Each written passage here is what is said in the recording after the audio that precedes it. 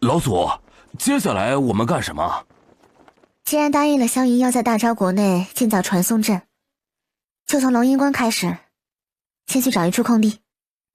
几人在龙吟关的士兵口中来到废弃的演武场。老祖，这地方也太瘆人了。这地儿还真不错，能量干扰少，风水上佳，是个搞工程的好地方。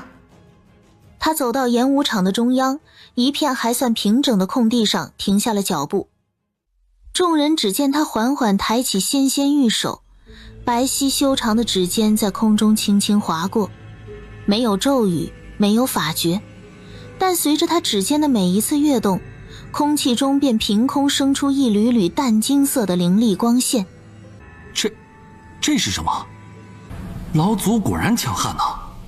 前后不过一炷香的功夫，5个一模一样散发着强大空间波动的传送阵便整整齐齐地排列在众人面前。金光褪去，废弃的演武场很快陷入一片黑暗。老祖，为何要建5个？一个通往京城，便于粮草运行；另外3个分别通往玉阳关、边城和梁城，可以迅速派兵支援。那最后一个呢？最后一个是备用的。4人听见这话已经麻木了，他们只知道自家老祖就是牛逼。你们稍等，我先去京城那边建立互通的传送阵。就在他们失神之际，陆真真毫不犹豫地踏入了第一个传送阵，她的身影瞬间消失在法阵之中，没有留下一丝痕迹。等了1刻钟，陆真真的身影又凭空出现在了法阵中央，神色如常。你们回京城，将宗门其他弟子都带过来。杀虫。是，老祖。去吧。记住，不要离城太远。若是觉得扛不住了，就退回来。有这道兵城在，他们暂时还进不来。让我看看你们这群雏鸟，有多少能在这场血肉磨盘中真正蜕变成鹰。龙吟关以北100里之外，王霸带着300名死士，如一头头潜伏的猎豹，趴在山脊之上。他娘的，这鬼天气真冷啊！也不知道是哪个龟孙子偷走了咱们的粮草，真是饿得前胸贴后背的，连骨髓里都是寒气呀。就是，若是大昭国前来偷袭，我们饿着肚子根本打不过呀。怕什么？有这些虫子在，龙吟关的人插翅也难飞出来。咱们一会儿找个避风的地儿睡个安稳觉。王霸嘴角快要裂到耳根后了，难怪陆大人提议今晚就偷袭。杀戮在寂静中上演，一个个哨兵在毫无察觉的情况下被精准而高效地抹除，一切准备就绪。王霸从怀中取出一枚火折子，轻轻一吹，他随手将火折子扔向了身边一个浸透了火油的草垛。火焰如同一条苏醒的火龙，瞬间冲天而起。王霸做了一个手势，300名死士快速退回到之前的位置，冷漠地看着火光一片的北荒军营。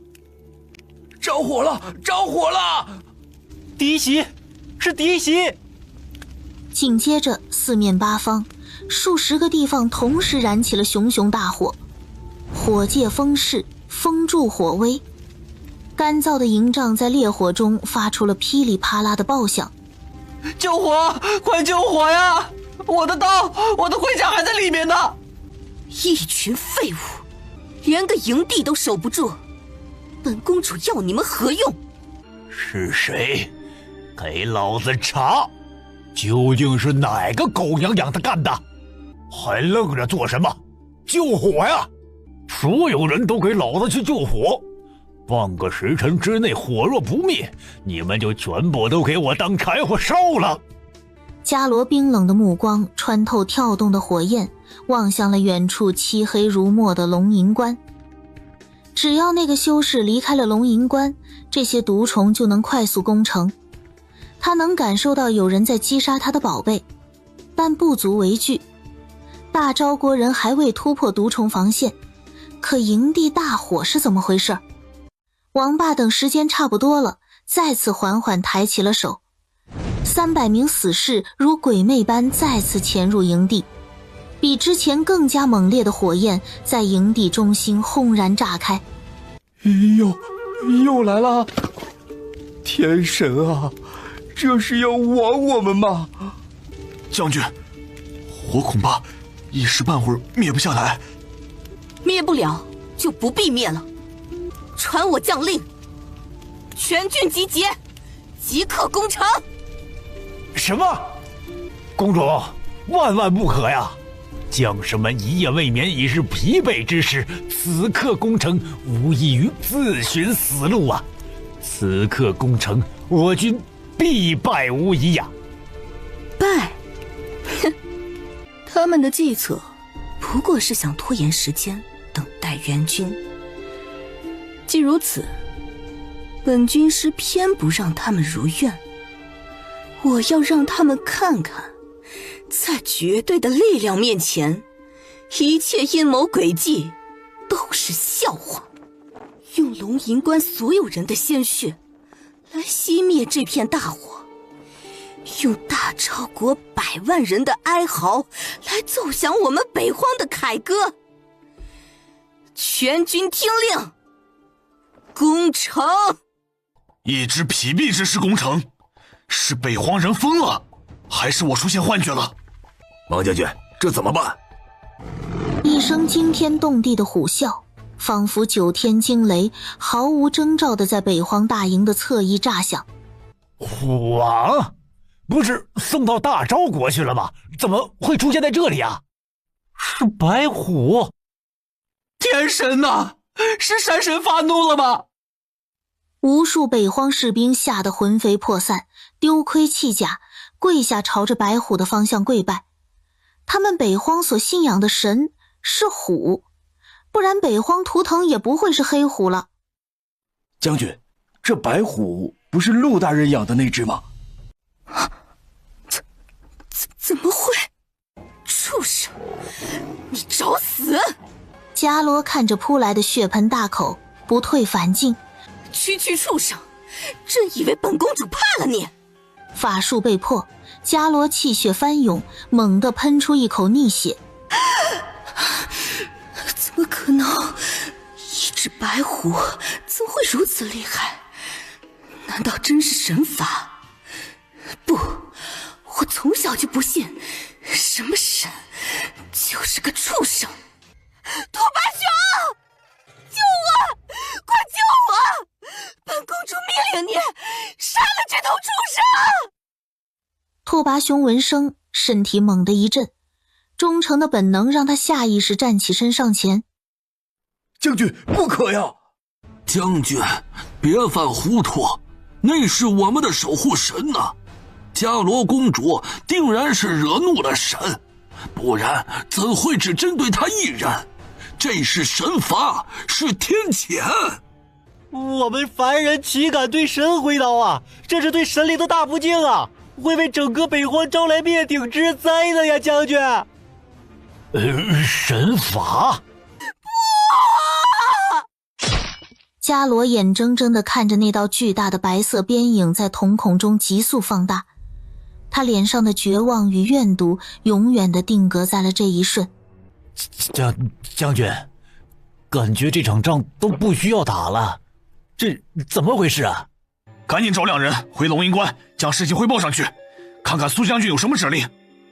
老祖，这帮天杀的毒虫，他们自己死了，怎么回事？天玄宗弟子听令，迅速打扫战场。是老祖。看来是大白得手了，伽罗已死，以他精血饲养的虫群变成了无根之木、无源之水。这血祭秘术最大的破绽便在于施术者本身。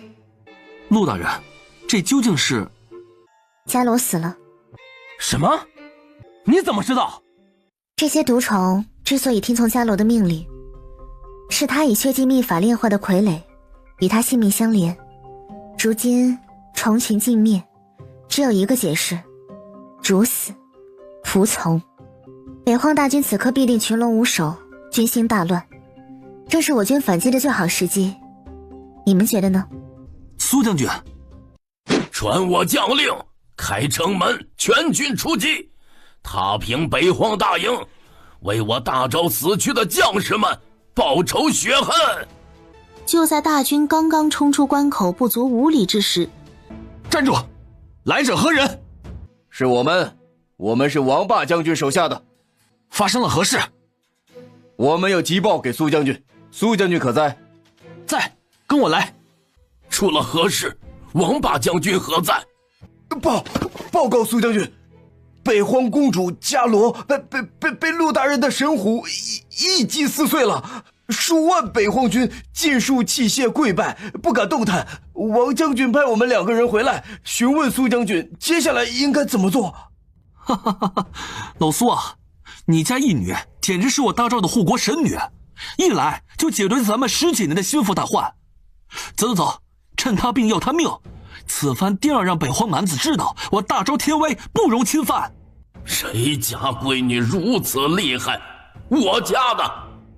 全军听令，目标北荒大营，随本将军踏平他。是。于此的北荒大营，没有震天的战鼓，没有士兵的嘶吼，只有一片死寂。数万北荒军，从将领到士兵，无一例外尽数跪伏于地，手中的兵刃散落一旁。来了，是大昭的军队。完了，身体完全不听使唤，完了。马蹄声越来越近，他们来了。他们北荒数万大军，却只能像一群待宰的羔羊，跪在这里，眼睁睁地看着大昭国人靠近。神，北荒世世代代供奉，被誉为荒原之主，连王庭3大祭司都要3跪9叩的神虎，竟然在一个女人的面前撒娇。哈哈哈哈哈哈哈哈哈哈！押解他的士兵见他状若疯魔，不由皱眉，加重了手上的力道。老实点。可拓跋雄已经听不见了，他的世界里只剩下那一人一虎温情脉脉的画面，以及自己信仰崩塌后那无尽轮回的嘲讽与绝望。昨日见好，通往京城的传送阵微微亮起，是大黄带着粮草队来了。快走！走到大街上，没有他预想中北荒大军攻破龙吟关的浴血奋战，只有高呼胜利的百姓。赢了？就一晚上仗就打完了？我们是京城送粮草过来了，现在是什么情况？兄弟，北荒蛮子已经被我们拿下了，主帅拓跋雄也被生擒了，我们赢了，大胜啊！你们把粮草带去将军府吧。殿下，我们现在去将军府。微臣参见王爷。王爷万金之躯，怎可犯险亲自押送粮草？各位快请起，在本王这里没有那些繁文缛节，第一批粮草就在外面，还请苏帅派人尽快点接收编。本王有些累了，先进去休息一下。大黄不管对方众人是什么表情，扒开众人就朝着将军府里面走。他急着见自家主子呢。主人，仿佛一道天雷，将跟在大黄身后的诸位将军炸得外酥里嫩。这是皇家最近新奇的追女孩子的法子。主人，这主人是什么称呼啊？难道京城里的贵族公子哥现在都流行这个调调？什么逍遥王啊，就是一头准备拱我家水灵白菜的猪，一头出身皇家无比危险的猪。为了骗我们家单纯的真真，竟连这等自降身份闻所未闻的手段都用得出来，哼，简直是无耻之有。真真这孩子啊，性子清冷，心思单纯，怎能被卷入那吃人不吐骨头的深宫大院里去呢？不行，绝对不行。主人，你咋能抛弃大黄啊？我紧赶慢赶才到京城，结果你又跑来龙营关，你在外面是不是有别的狗了？周围的将领们集体倒抽一口凉气，感觉自己的世界观正已然碎裂成渣。王爷这模样已经被陆大人拿捏得死死的。王爷一路舟车劳顿，想必早已疲惫不堪了。末将已命人备好上房，请王爷先行一步，沐浴更衣，好生歇息。傍晚间，末将再为王爷与诸位禁军将士设宴，接风洗尘。苏将军，本王不累，本王还有要事要与陆大人商议。哎呀，王爷，您的龙体乃是万金之躯呀，关乎我大昭国本，万万不可有丝毫闪失。您若累坏了，末将如何向陛下交代呢？如何向大昭万民交代？请王爷以国事为重。大黄嗤笑一声，这老家伙是铁了心要当拦路虎了。可惜他是狗，只要自由自在地活着，服从主人命令就行。国事是什么？能吃吗？大黄，听话。好。天色逐渐暗淡，将军府卧房内。老爷，你怎么了？是发生何事了？哎呀，夫人呐，你说说，这叫什么事儿啊？那逍遥王也不知道是中了什么邪，竟追着珍珍喊主人。你说这成何体统吗？他不要脸，要丢皇家的颜面，我不在乎，可是别连累珍珍呢。我看呐，他就是黄鼠狼给鸡拜年，没安好心，想用这种新奇的法子来骗我们珍珍。夫君，您这副样子活像是自家水灵灵的白菜被猪拱了的老农。哎，你还笑？我这都快愁死了。哎呀，珍珍那孩子心思单纯，哪是皇室那些人的对手啊？万一被骗了感情，将来有他哭的时候。夫君，你呀就是关心则乱，想得太多了。你想想，珍珍是何等人物，她可是上界的御兽老祖。你觉得这世间有哪个凡人男子能入得了她的眼？老爷，我告诉你一个秘密，你切莫外传。逍遥王之所以称呼珍珍为主人，是因为他的身体里有双魂，其中的一个叫大黄的，是珍珍上界的灵宠，是只狗。灵宠喊主人，天经地义呀。哦，哎呀，原来是这么回事啊！哎呀，搞了半天，那不是一头想拱白菜的皇家贵胄猪，而是一条货真价实的狗。他那颗提了一整天的心，总算是彻底放回了肚子里。夫人，话是这么说没错，那毕竟是逍遥王的身体呀。一个大男人还是个王爷，就这么拉着珍珍的袖子撒娇，你说这光天化日、朗朗乾坤的，这也太不成体统了。不行，我还是得看着点。是狗，夫人说了，那就是条货真价实的狗。可一想到那狗正占用着一位王爷的躯壳，对着自家宝贝闺女摇尾乞怜，苏小天心里就堵得慌。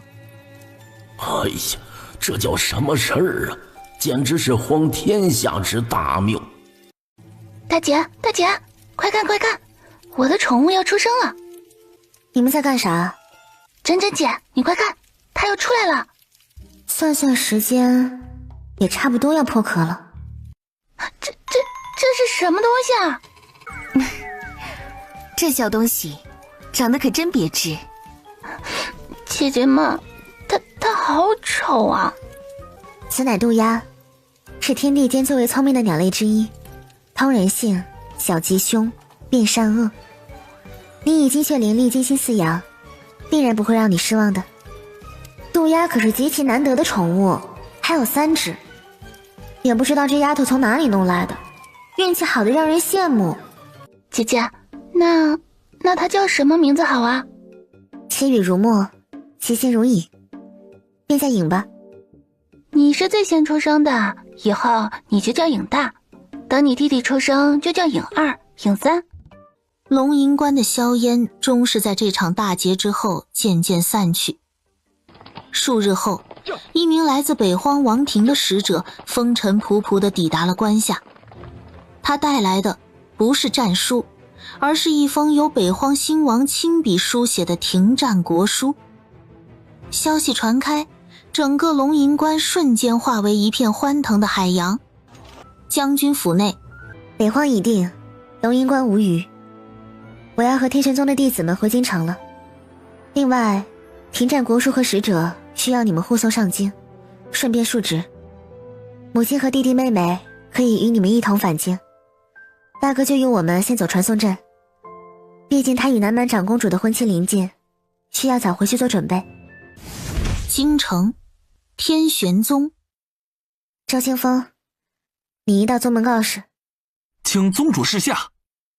天玄宗广纳门徒，凡大招子民，不问出身，不论贵贱，皆可一试。只一点，镇魔司之人优先录取。是。老祖，龙吟关大捷的消息，快马加鞭也需要10日的时间才能传回京城。如今招收弟子，除了镇魔司的人，百姓之中来的恐怕没有多少啊。无碍，将这个给江家送去。是，老祖。很快，一纸告示如雪片般飞入了京城的大街小巷。告示前人头攒动，议论纷纷。天玄宗，这是从哪里冒出来的宗门呢？口气倒是不小。还广纳门徒，不问出身。哼，我看是骗子想钱想疯了吧？呸！哎，你们看这句啊，镇魔司之人优先录取，简直是笑掉大牙了。镇魔司的爷们儿哪个不是人中龙凤啊？会来你们这小破庙？就是，依我看呐，不出3日，这宗门就得被程卫司给查封了。江府，老天开眼，老天开眼呐！肯定会选我呀，我可是爷爷的好大孙儿。小元宝拍拍胸口，一脸傲娇，当然知道老祖是什么意思。只要进了天玄宗，他终于可以不用再装傻子了。累呀！经过一夜的发酵，全国各地的镇魔司都接受到了告示，纷纷从传送阵赶到京城，齐齐走向天玄宗大门。河间府镇魔司百户长赵铁山携麾下弟兄前来拜见天玄宗老祖。话音刚落，又是一群人走到了过来。幽州府镇魔司前来拜宗。云州府镇魔司。并州。对他们而言，天玄宗的告示不是一个笑话，但对于镇魔司的人来说，能学到陆大人本事的一二，就算是祖坟冒青烟了。天哪，真的是镇魔司的大人们！你看他们身上的煞气，我隔着这么远，腿肚子都在打颤。那个壮汉我知道，之前人称独臂阎罗赵铁山，据说在河间府一人一刀屠过一座百鬼窟。这些人竟然真的都来投奔这个什么天玄宗了？云深不知处，一座白玉仙宫落座在此，此地正是三宗之首天机宗的宗门所在。哼，一个不知从哪儿冒出来的天玄宗，宗主还是一个乳臭未干的黄毛丫头。如今升仙之路不知被谁毁了，下界资源只有这些，现在还多一个宗门出来争抢，如何是好啊？直接派人灭了便是，何须在此多费唇舌？见宗主此言差矣，陆真真能在京城立宗，又能让镇魔司那些亡命之徒趋之若鹜，恐怕是大昭国新帝的命令。应该不错，老夫方才耗费10年守院，欲推演此女来历，却只见一片混沌，天机不显，甚至老夫还遭到了天道反噬。什么？天机子的卜算之道冠绝天下，连皇朝更迭都能窥得一二，竟算不出一个女子的来历，还遭到了反噬，这简直匪夷所思。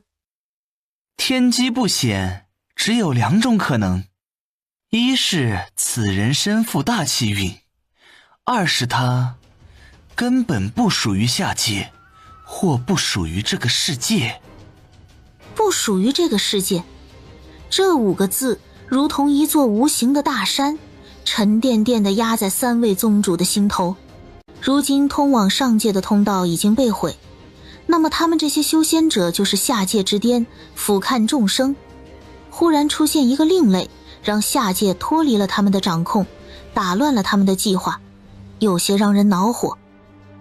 若是上界之人还好，若他真不是此界之人，那便意味着他不受此界天道法则的束缚，他的功法，他的手段，他的来历，于我等而言，皆是一片未知啊！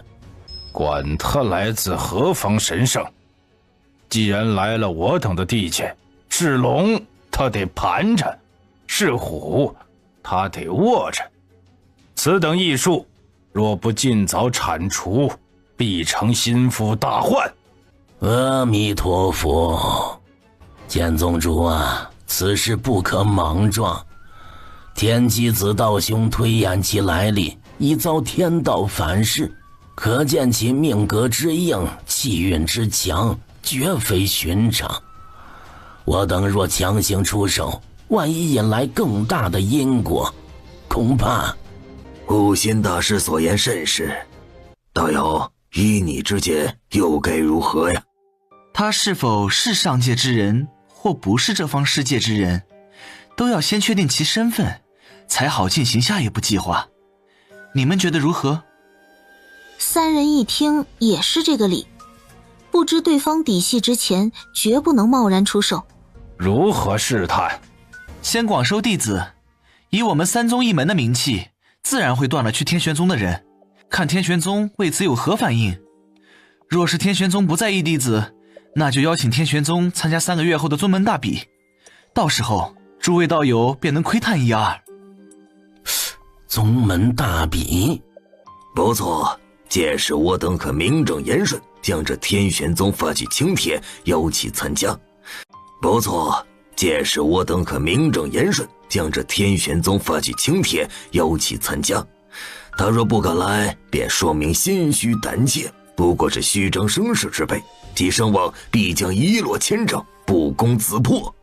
他若来了，哼，正好让本座的弟子们去称一称他天玄宗的成色，在众目睽睽之下，将他的弟子乃至他本人尽数碾压，让他知道这下界究竟是谁说了算。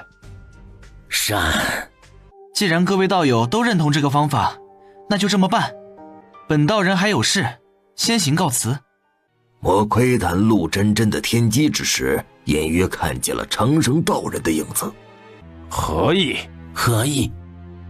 天玄宗与长仙道人乃是死敌，我们只是在试探，切勿与其交恶，更不要卷入他们的因果之中，切记，切记。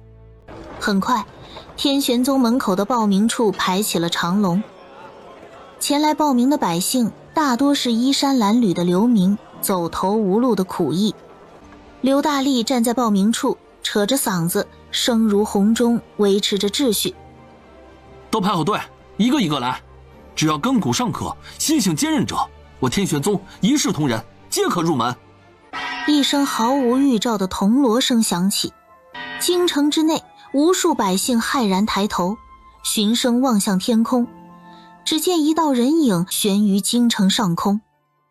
奉3宗之命，于今日起广开山门，普纳天下英才，凡大昭子民，无论出身，皆可前往三宗设于城东、城西、城南的试炼点参与考核。资质优异者可入仙门，修无上大道。什么？我没听错吧？三大仙门竟然要公开招收弟子啊！千载难逢，这可是千载难逢的仙缘呐！还愣着干什么？快去呀！这还用想吗？天玄宗算个什么东西？一个刚刚冒出来的小宗门，怎么能和传承100年的三大仙门相提并论？说的是，放着康庄大道不走，去走独木桥，那不是傻子吗？走，去城东。天机宗擅长推演天机，我若能入门，定能光宗耀祖。我要去玄剑宗，大丈夫当配3尺清风，快意恩仇。阿弥陀佛，我与佛有缘，出云宗才是我辈归宿。人潮如同决堤的洪水，轰然转向。眨眼之间，方才还人头攒动、热闹非凡的天玄宗报名处已是门可罗雀。岂有此理！欺人太甚！这群道貌岸然的老东西，明摆着是冲着我们来的。他们不敢明着来，就用这种下三滥的手段，简直就是无耻至极。陆真真也听见了刚才的话，从天玄宗内走了出来，目光扫过空荡荡的街道，内心一片平静。毕竟上届那些老逼灯也做过这样的事，最后怎么了？好像被他给揍服了。先是断我弟子来源，下一步便是邀我参加那3个月后的宗门大比，想在天下人面前将我天玄宗彻底踩在脚下吧。手段虽然老套，但也直接有效。无碍，让他们去吧。老祖，难道我们就这么算了？这口气我咽不下。一群连引气入体都困难的人，走了便走了，有什么可惜？镇摩斯克制邪祟的功法，其实就是最简单的修炼功法。镇摩斯人人都会，即便天赋极差也能入气的。他们身经百战，心性坚毅，远非这些普通流民可比。难怪老祖说镇摩斯的兄弟优先。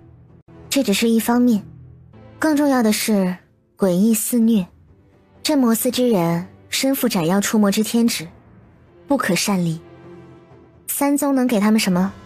让他们抛家弃业，放弃俸禄，去那深山老林里做个不问世事的苦修士，他们肯吗？他们的家人肯吗？大昭的律法又肯吗？原来如此，还是老祖想的周到。他现在才明白，自家老祖的目标从一开始就不是那些普通百姓，而是遍布大昭、数量庞大且个个都是精锐的镇摩斯人员。天玄宗有传送阵，没有老祖带领，只要有天玄宗的腰牌也可进入传送阵中。镇摩斯的兄弟可白日安心办案，待到夜间或有闲暇，便可瞬间返回宗门。修行无上大道，修行与俗世两不耽误，这才是天玄宗真正的根基。此时，一辆华贵的马车便缓缓停在了宗门门口。爷爷，爹，爷爷，我没听错吧？这又是什么情况？老祖这般风华绝代、仙姿玉容的仙子，怎么就成别人的爷爷了？乖，爹，耀祖他心智不全，日后便要劳您多费心了。放心，本就会好好照顾他的。爷爷，我们就先回去了，过段时间再来看弟弟。马车走远，宗门口的喧嚣也渐渐平息。小元宝，老祖，我回来了。宗门出力，百废待兴，内务繁杂，你对这些最为熟悉。往后天玄宗的内务，便全权交由你来打理。什么？让一个傻子掌管宗门内务？老祖这是在开什么玩笑？这可是关系到整个宗门运转的命脉啊！吃穿用度资源分配，弟子名落，哪样不是繁琐至极？需要精明强干之人才能胜任，这傻子识字吗？分得清一跟十吗？老祖放心。小元宝看见大白，眼睛都亮了。没想到大白也跟着到下界了，正要扑过去给一个爱的抱抱，却发现大白看向自己的眼神充满警惕。大白来下界时失忆了。之后几天，天玄宗只有极其少数的百姓加入，三宗招收弟子的事情早就进入了尾声。一日，天玄宗门外来了一个身穿玄剑宗服。哎，你是何人？奉三宗令，给天玄宗送上宗门大比的请帖，还请通报一声。让他进来。奉三宗宗主之命，特邀天玄宗参加或观摩宗门大比。帖子本座收下了，回去告诉你们三位宗主，这届宗门大比，天玄宗参加。参加？哼，陆宗主，你可知宗门大比并非儿戏，凡是参加的宗门都需要拿出相应的彩头，作为大比的最终归属。这彩头既是底蕴的象征，也是对胜利者的尊重。不知你这刚刚成立，连山门都设在闹市中的天玄宗，又能拿出什么样的彩头呢？若是几百两的黄金，几株凡俗草药，那还是趁早收回成命，乖乖的去观摩席上坐着，免得丢人现眼。不就是彩头吗？我天玄宗还是给得起的。只是素手一翻，一道微不可察的空间波动之后，4件物品悄然悬浮在了他面前的半空中，缓缓飞到玄剑宗弟子面前。不知这些够不够？玄剑宗弟子看着眼前的物品，瞳孔骤然一缩，10枚通体剔透，毫无一丝杂质的灵石，一把薄如蝉翼，剑柄处刻有古老符文的长剑，一只温润的白玉小瓶，瓶口未开，却有沁人心脾的丹香丝丝缕缕的溢出，只闻上一口，便觉体内灵力都活跃了几分，以及一枚造型古朴、刻满了繁复铭文的青铜小钟。这是上品灵石，好，简直是毫无人性。够了！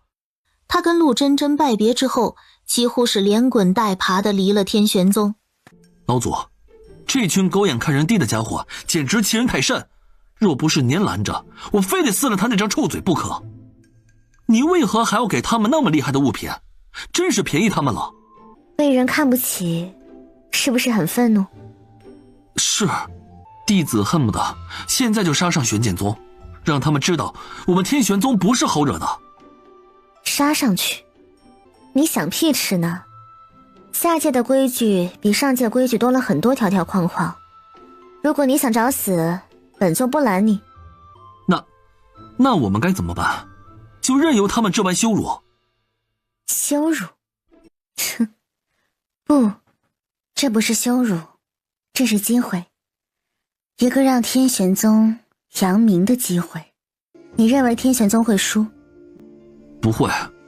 既然不会，3个月后拿下宗门第一，并将他们宗门的天骄全部打残。是，老祖。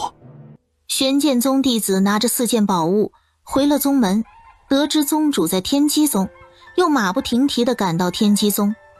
弟子沈玉见过3位宗主。帖子可送出去了？送出去了。天玄宗应战。应战了？哼，不知天高地厚。他们拿了什么当彩头？不会是几百两黄金吧？物件悬浮在半空，朝着3人飞了过去。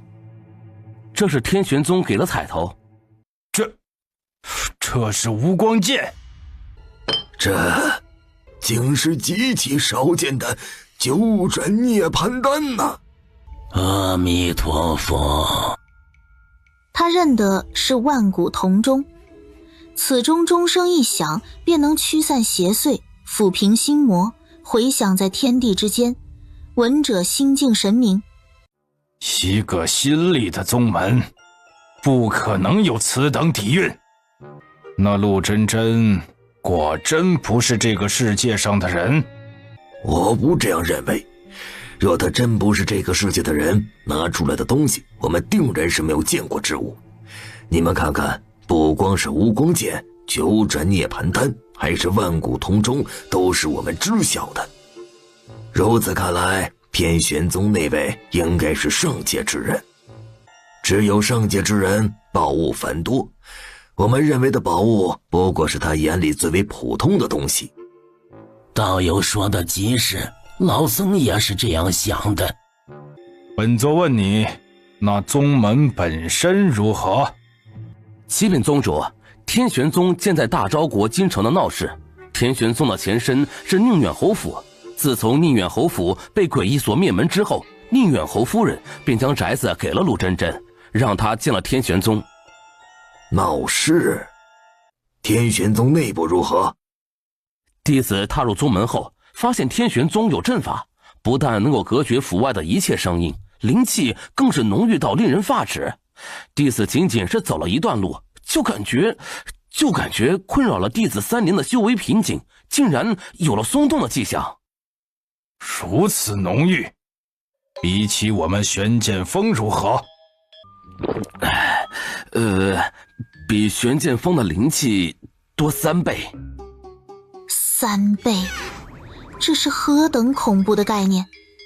这意味着在天玄宗修炼1天，堪比在他们这些洞天福地修炼3天。这意味着只要资质尚可，一个普通弟子也能被活生生堆成天才。那已经不是普普通通的宗门了。3位宗主在大殿之内心神俱震，久久无言。良久，罢了，此事从长计议。在摸清陆真真的底细之前，切不可轻举妄动，切勿交恶。日子平平淡淡的过了数日。老祖，宫里来人了。哦，发生何事了？来的是宫里的李总管，说是当今圣上龙体抱恙，重病垂危，太医院上下束手无策，恳请老祖您入宫一趟，为圣上诊治。好，你告诉李总管，本尊先去皇宫了。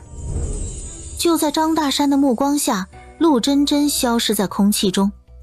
他愣了愣，赶紧转身告诉李总管一声。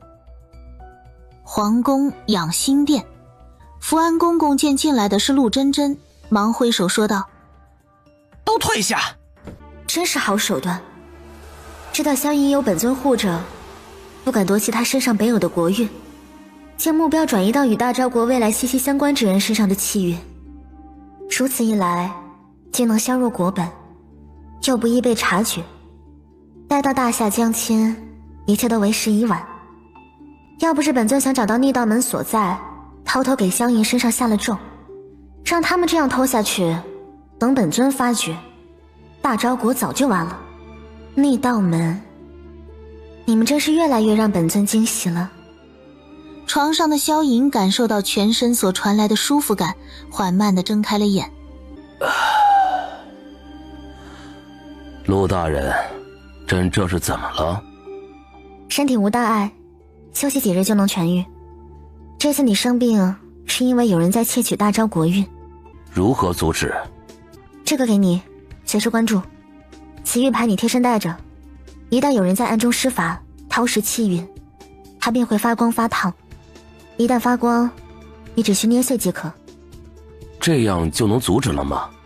不能，你照做就行。后面的事情交给我。只要捏碎，玉牌里的符咒就能透过萧莹找到窃取国运之人的所在地。到时候本尊会教他好好做人的。萧莹听见陆真真的心声，也不再继续追问了。只要能救出背后的老鼠，他死也愿意。福安，老奴在。今日之事不得泄露，违者诛9族。遵旨。数日后，京城紧闭的城门在一阵沉重的击扩声中缓缓开启，一队身披铁甲、满面风霜的骑兵自北疆踏着烟尘归来。苏将军回来了！将军威武，大周威武！安顿好家人后，苏啸天便换上一身朝服，带着北荒的停战国书以及被五花大绑如同死狗一般的拓跋雄入宫面圣。臣苏啸天叩见陛下，吾皇万岁万岁万万岁！苏将军平身，此去北荒辛苦了。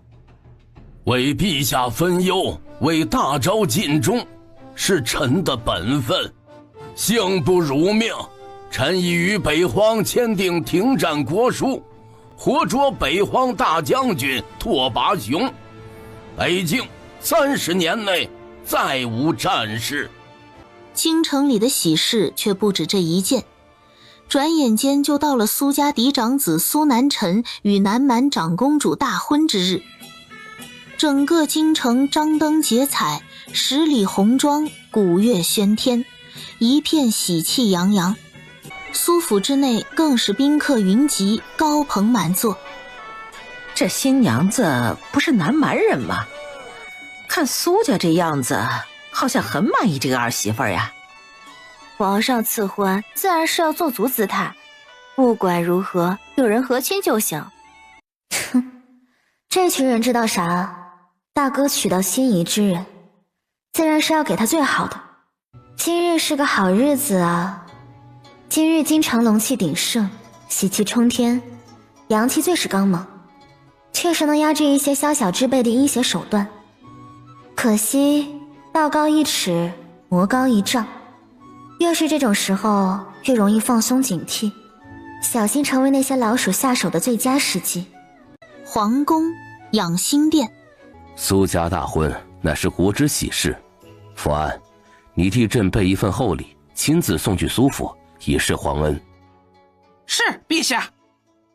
福安公公领命退下，萧莹正要继续批阅奏折，腰间带着的白玉玉牌毫无征兆地亮了起来。来了。同时，苏府选在苏家大婚之日，见满城喜气与人流为遮掩，当真是好算计。今日的确是动手的好机会，终于能将逆道门给一锅端了。陆真真随着气息悄无声息地落在一处偏僻的农家院落外。这样的地界绝不是逆道门的老巢，以长生道人的个性，也不会在如此凡俗之地修炼。门内的景象让陆真真皱眉。院子里倒着2具尸体，一个壮年汉子，一个老妇，皆是喉咙被利刃割开，鲜血染红了身下的黄土地，早已凝固成暗沉的褐色。一家5口，灭门。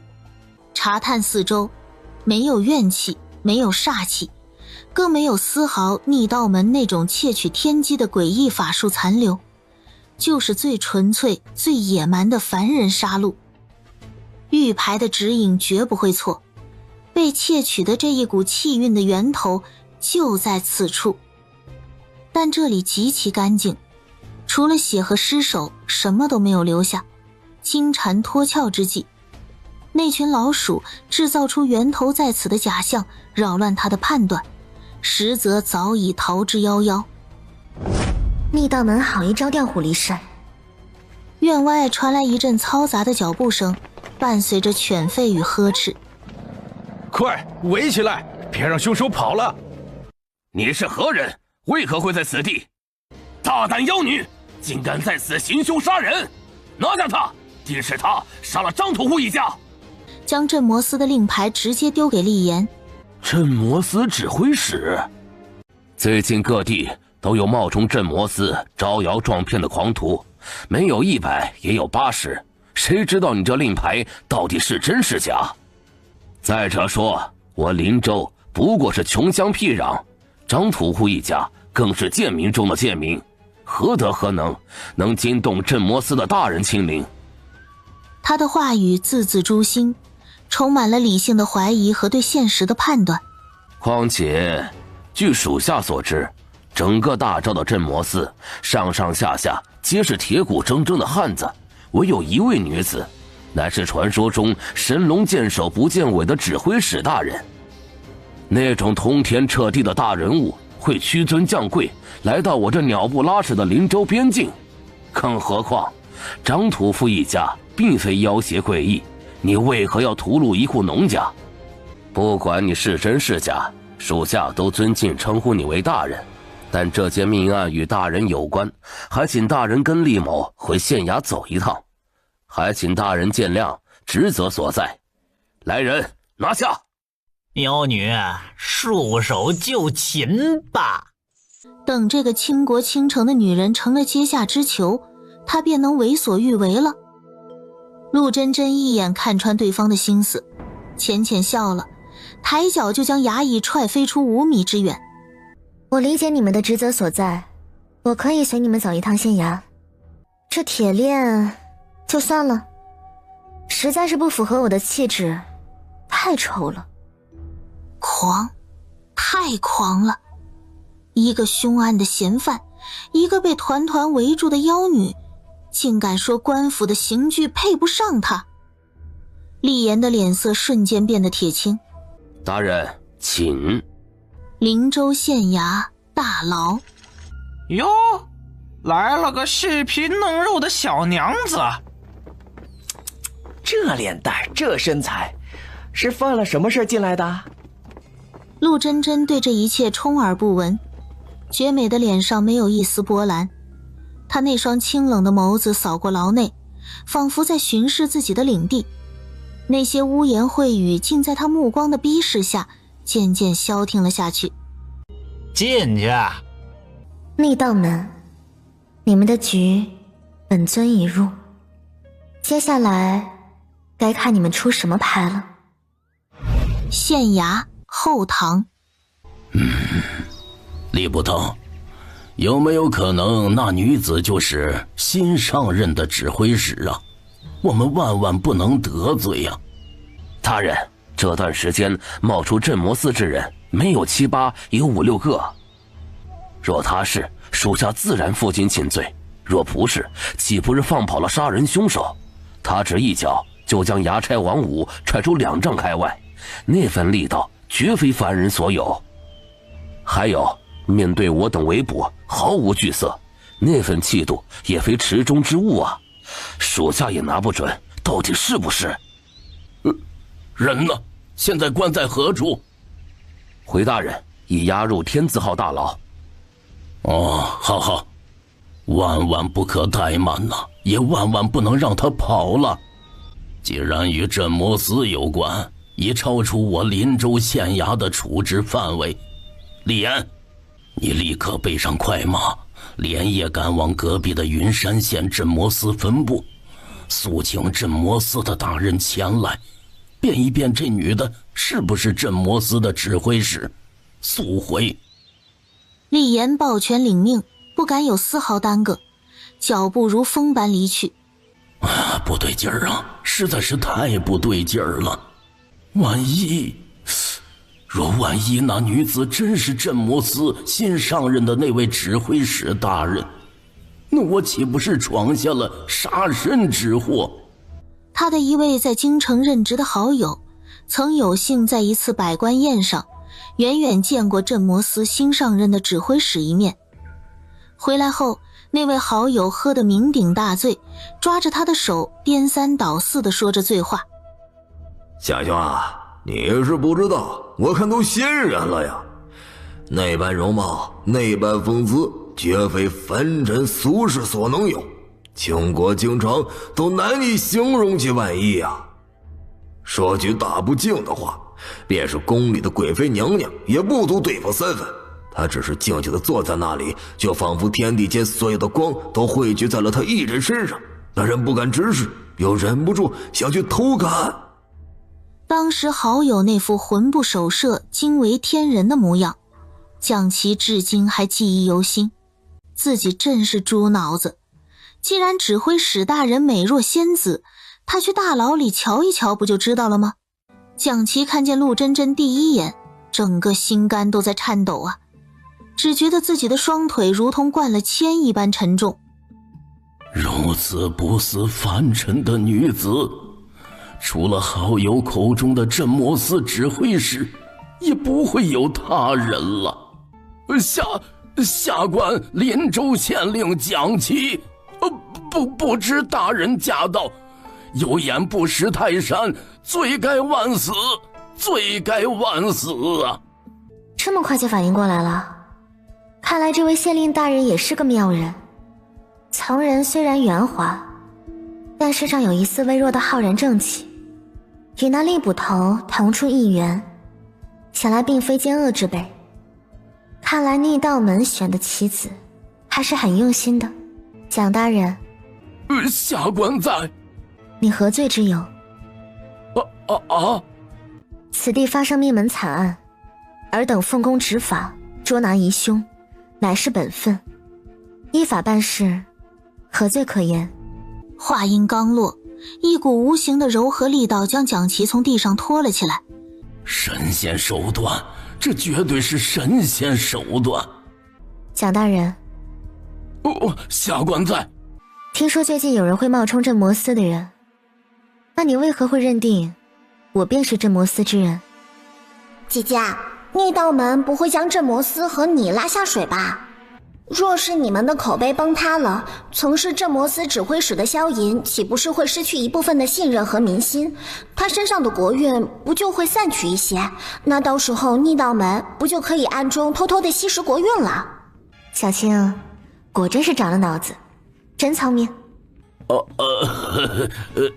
回大人，实不相瞒，下官是听京中的好友提及过，信任指挥使大人的风采。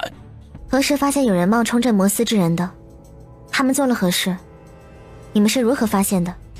何时发现有人冒充镇魔司之人的？他们做了何事？你们是如何发现的？回禀大人，此事并非只在我林州一地。据下官所知，周边数个州县，及至更远些没有镇魔司分部设立的地方，都出现了类似的情形啊。他们出现的时候都会发生杀人案。大人，只要是发生了性质恶劣的灭门惨案，或是死状诡异的离奇命案，他们便会不请自来。前段时间呢，临县有一户富商家，上下30余口，一夜之间尽数化为干尸，血肉精气仿佛被抽干，只剩下一层皮包着骨头，死状可怖至极呀，宛如地狱恶鬼降临人间。而处理那桩案子的正是一伙自称镇魔司的人。临县县令自然是好酒好肉的奉上，将他们当作上神一般的供着，不敢有丝毫怠慢。他走后3日，一位真正的镇魔司校尉因公务路过，众人才知道是有人冒充啊。那些人手持镇魔司的玄铁令牌，行事乖张霸道，言语间总带着一股不容置喙的威严。我等地方官吏，谁人不知镇魔司威名赫赫，谁又敢去得罪？谁知是真是假呀？借镇魔司之名行鬼祟之事，不但能掩人耳目，利用官府的力量搜集情报，寻找合适的祭品，还能毁了镇魔司这么多年的口碑。这农户一家的惨死，恐怕就是这些冒牌货的手笔。他们留下线索引镇魔司人至此，是想将这盆脏水也泼在镇魔司的身上。逆道门，好一招连环计。姐姐，那现在该怎么办？他们的局还未完全铺开，全是破绽。哼，等本尊回去将镇魔司令牌换成天玄宗令牌，他们就算变成鬼都伪装不了了。这也是一个好办法，顺便给宗门宣传宣传。牢房外传来一阵急促而杂乱的脚步声，由远及近，直奔此地而来。陈校尉，劳烦您看看，这位是不是镇魔司之人？陈忠，那是新任指挥使大人的声音，厉言让我辨认的是陆大人。陈忠看见陆真真的瞬间，大步上前，单膝跪下，双手抱拳。镇摩司灵州分部校尉陈忠见过陆大人，大人甚安。起来吧。完了，这个倾国倾城的女子，还真是那个容貌出尘、手段通天彻地，连陛下都礼遇有加，一人之下，万人之上的镇摩司指挥使。大人，您看厉言不知您身份，可否原谅他这一次的鲁莽？厉言跪在冰冷潮湿的地面上，身体抖得如同秋风中的落叶。他不敢抬头，却能清晰地感受到那道清冷如月华的目光正落在他身上。起来吧，此事你并无过错，本尊不予追究。陈忠，本尊问你，近日多地出现冒充镇摩司之人，以玄铁令牌为信物，行灭门之事的案件，为何镇摩司从未有相关卷宗上报京城？回禀大人，并非无人上报，而是所有前往京城的信士全都死了。说下去。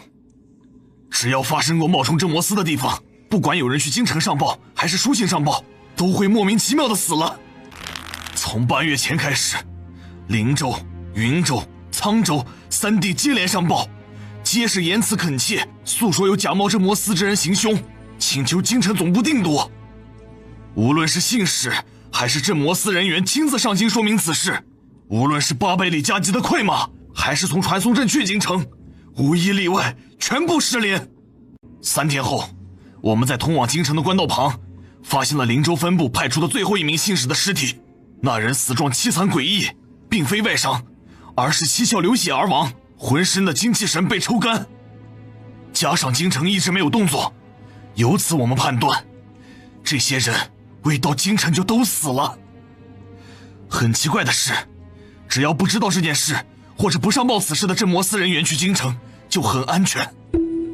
密道门，好大的手笔，好阴毒的伎俩。他们不仅仅是想败坏镇摩司的名声，搜集祭品，更是要用这种恐怖的手段切断各地分部与京城的联系，将他们变成一座座孤岛，然后逐一击破，慢慢蚕食。姐姐，他们也太恶毒了，这分明是想让镇摩司上下离心，相互猜忌，最后分崩离析。姐姐让小青去，只要他们在的地方定然会有魔气，我们也逐个击破。为了兄弟们，我们这个州的头头决定瞒着下面的人，自己寻找冒充之人的线索，至今都没有任何线索。这事我也知晓，定然会解决这事。蒋大人，我今日在县衙中暂住。大人放心，下官已经让人收拾出客房，并且备好酒菜。小青，此事断不可再拖延片刻。如今镇摩司几乎都是天玄宗弟子，本尊身为老祖，怎可接受宗门弟子被杀？就按照你的意思，先给他们一点开胃菜。离晚膳还有一段时间，蒋琦亲自送陆真真去了客房，看着房门关上，才暗暗松了一口气。哎呀，这位陆大人气场不是一般的大呀，太吓人了。周清风、大黄，将本尊炼制好的天玄宗令牌3日内发至镇摩司各部，人手1枚，不得有误。老祖如此严肃，恐怕是要出什么事儿啊。周大人，你怎么了？苏三小姐，我还有事要去办，告辞了。小姐，还送吗？送个屁！本想找他寻找也不容易，所以打算送他一只小毒鸭。就这态度，甭想了。更何况我本就舍不得。小姐为了送周大人，不知道应该送哪一只小毒鸭，哪只都舍不得，结果一连3天都没睡。既然现在不送了，小姐今晚一定能睡个好觉了。春芽，我们走，去给静怡他们看看我的小毒鸭。小姐，都说乌鸦不吉利，静怡小姐他们都不会喜欢的，甚至还觉得你养乌鸦是个灾星，以后都不会跟你玩了。一声愤怒的咆哮响彻天玄宗上空，震得树叶簌簌作响。周清风，大黄，将本尊炼制好的天玄宗令牌3日内发至镇魔司各部，人手1枚，不得有误。陆真真威严的指令如惊雷般在大黄的识海中炸响。停！大黄伸手制止冲上来咬他的大白。大白，我要去完成主人给的任务了，回来给你带大鸡腿。大黄看着几个大箩筐里面密密麻麻的木质令牌道：主人，是不是发生什么事情了？怎么提前发了？